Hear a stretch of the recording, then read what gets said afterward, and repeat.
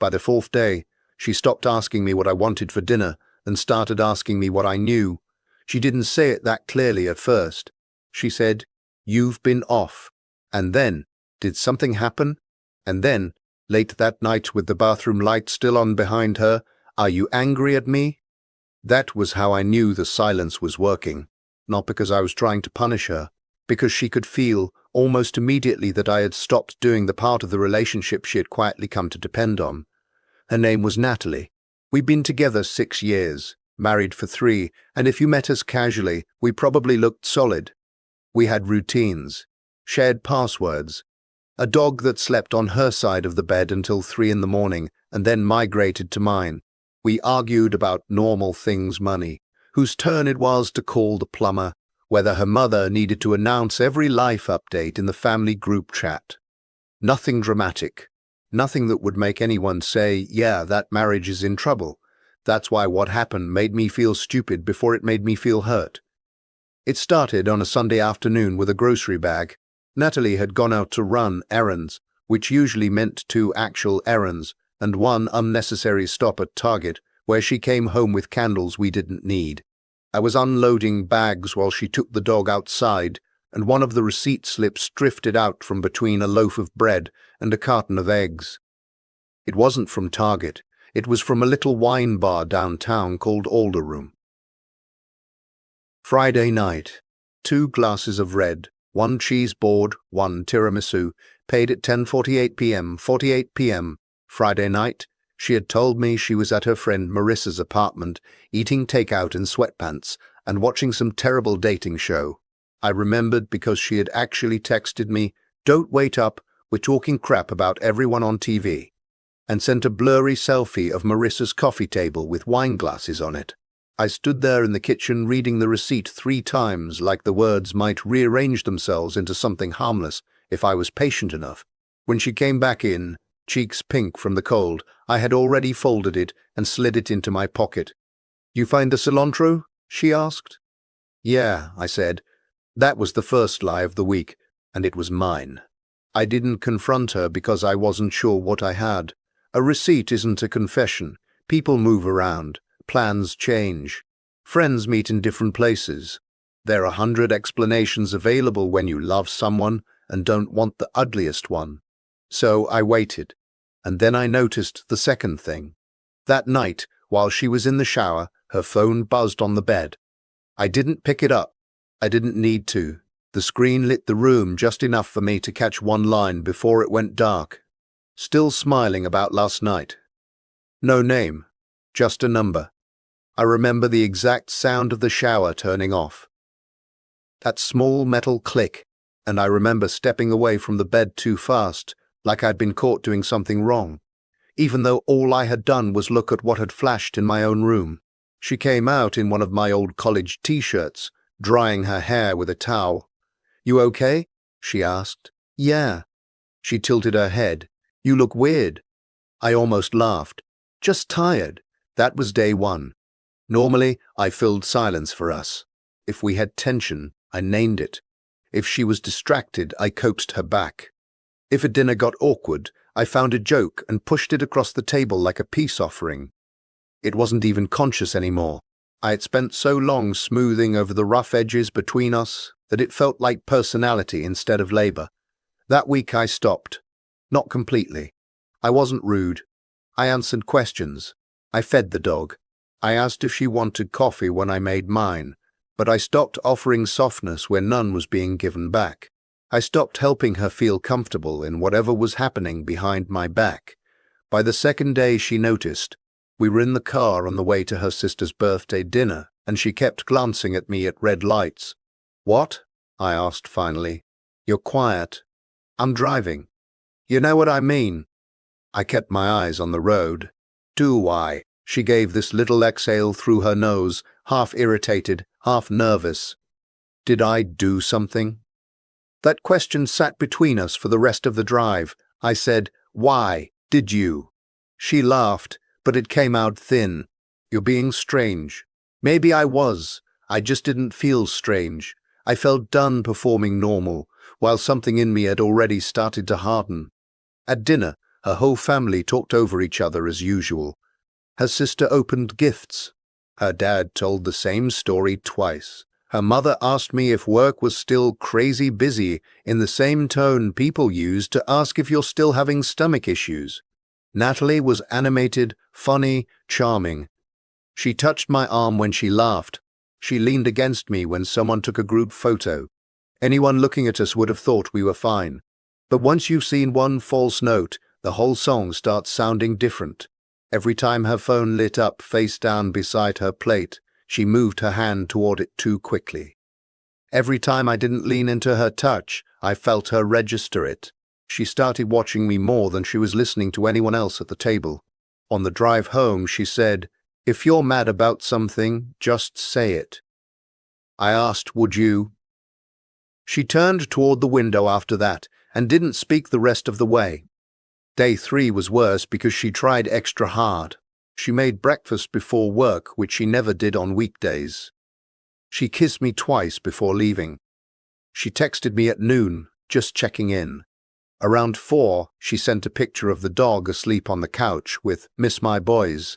It would have worked on me a week earlier. It nearly worked on me then, but there was something off in the timing of it. The same way people suddenly start cleaning when they hear company at the door. I wasn't seeing affection. I was seeing reaction. That night she came home with takeout from my favorite Thai place. "Thought we could have a nice night," she said. We sat in front of the TV with cartons in our laps, and halfway through the meal she muted the show and turned to me. "Okay, seriously, what is going on?" I looked at her, really looked. The careful eyeliner, the nervous energy around her mouth, the way she was already bracing to be misunderstood. "You tell me," I said. Her face changed, not dramatically, just enough. "What's that supposed to mean?" "It means exactly what it sounds like." She stared at me for a second longer, then grabbed the remote and unmuted the TV like that settled anything. We finished dinner in silence, and later that night I heard her in the bathroom longer than usual, opening drawers, closing them, moving things around. I think now she was checking herself, her phone, her bag, her stories. By day 4, she was almost jumpy. She asked me 3 times if I'd be home after work. She wanted to know if I had plans Saturday. She asked whether I'd spoken to Marissa recently, and that was the first time I had to work to keep my face neutral. "No," I said. "Why?" "No reason." That told me more than anything else had. Because if Marissa was part of the lie, Natalie suddenly needed to know whether the lie had been stress-tested, whether anyone had talked, whether the floor under her was still stable. That night, she came to bed late and curled against my back, her arm over my waist. "You still awake?" she whispered. "Yeah." She was quiet for a moment. Then, "I feel like you're somewhere else." I almost said, "I feel like you've been somewhere else." Instead, I said nothing, and that, more than any accusation, made her sit up. "Nate." I turned over slowly. "What? Talk to me." "About what?" "The wine bar, the message, the way you've been scanning my face all week to see how much damage has reached the surface." I said, "I don't have anything to say right now." She looked hurt. Maybe she was. People don't stop being human just because they lie to you. Day 5. I got the thing that made silence possible. Marissa called me by accident.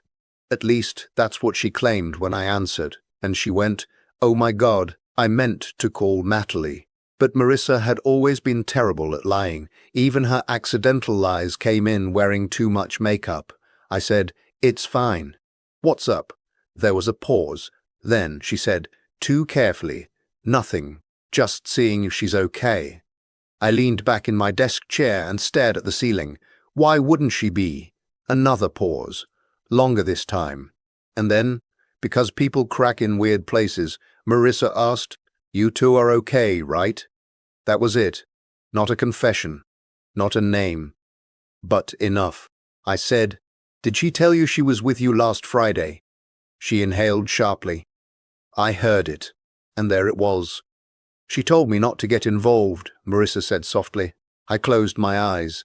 "Got it," I said, and hung up before she could start apologizing for something she hadn't done but had definitely helped hide.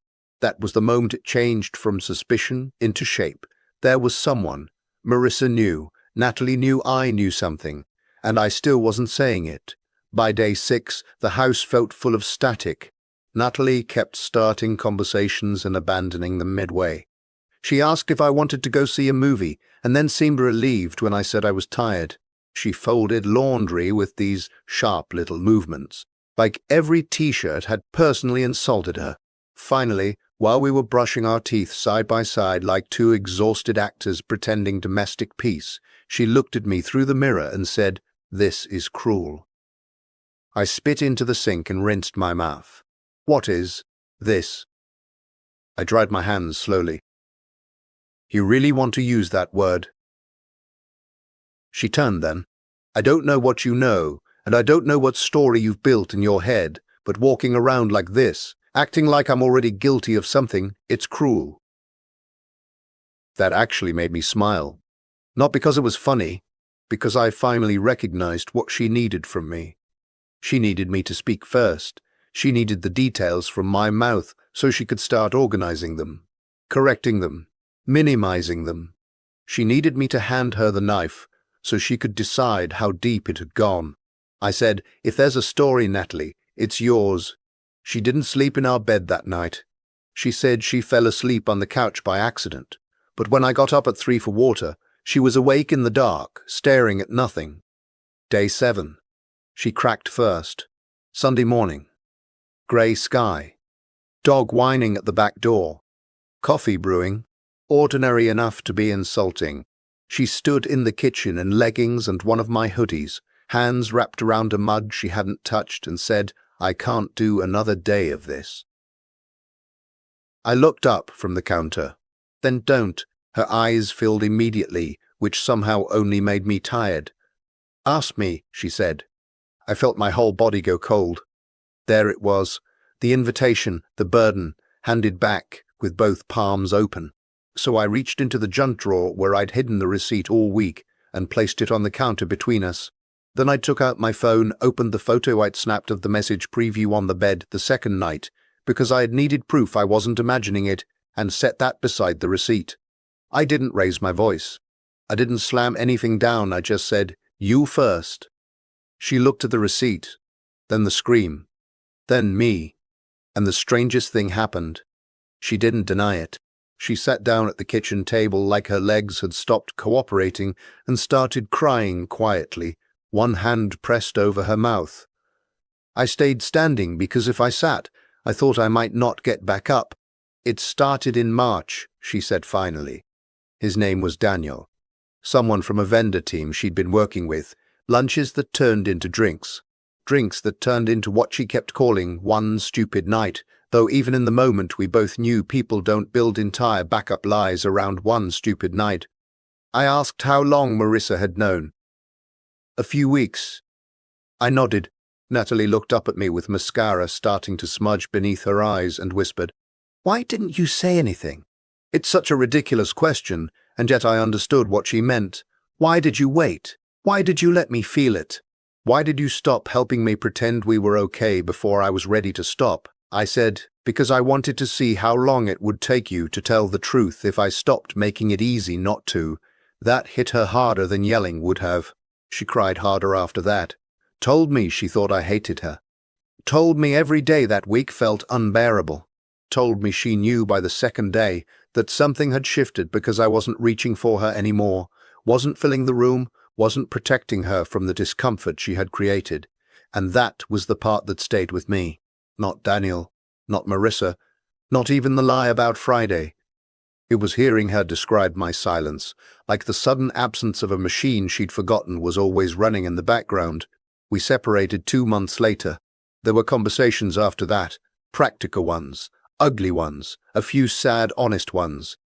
She apologized in ways that were real and in ways that were mostly about easing her own shame. I listened to all of them. None of them changed the week, because that week taught me something I wish I'd understood years earlier. The reason she noticed first wasn't because she was intuitive. It was because she knew exactly how much of our peace had always been coming from me. and when I finally said nothing, she heard the missing part